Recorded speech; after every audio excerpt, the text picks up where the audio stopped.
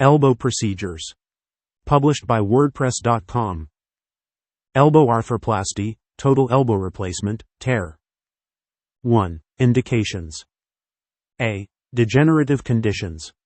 Rheumatoid arthritis, RA, one of the most common indications, leading to joint destruction. Osteoarthritis, OA, typically post-traumatic rather than primary. Post-traumatic arthritis, following fractures or chronic instability. B. Traumatic conditions. Distal humerus fractures, particularly in elderly patients with poor bone quality.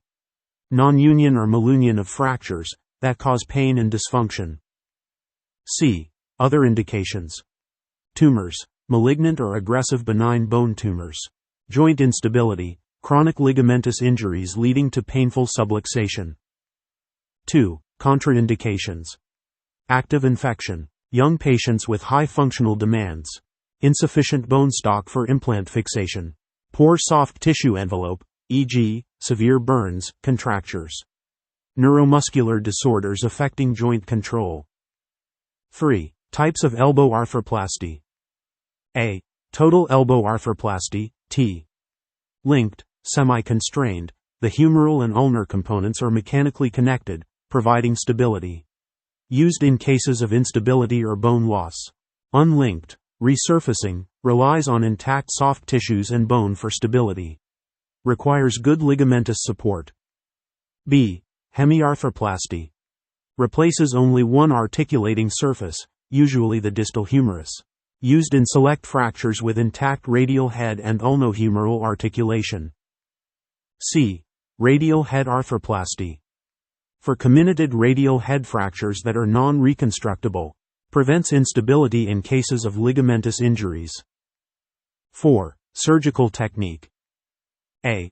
Preoperative planning. Imaging. X-rays, CT scans for fracture assessment, and MRI if needed for soft tissue evaluation. Patient selection. Consider functional demands, age, and comorbidities. B. Surgical approach. Posterior approach, triceps sparing or triceps on, triceps off. Lateral approach, for radial head arthroplasty. C. Steps of T procedure. 1. Anesthesia, general or regional. 2. Positioning, lateral decubitus or supine with arm support. 3. Exposure, posterior midline incision, identification of ulnar nerve, sometimes transposed.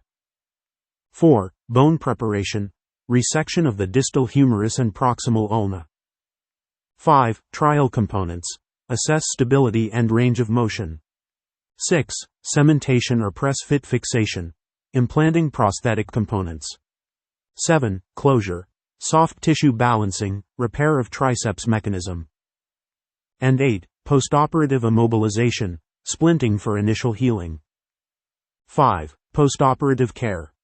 Early motion encouraged, typically within 24 to 48 hours.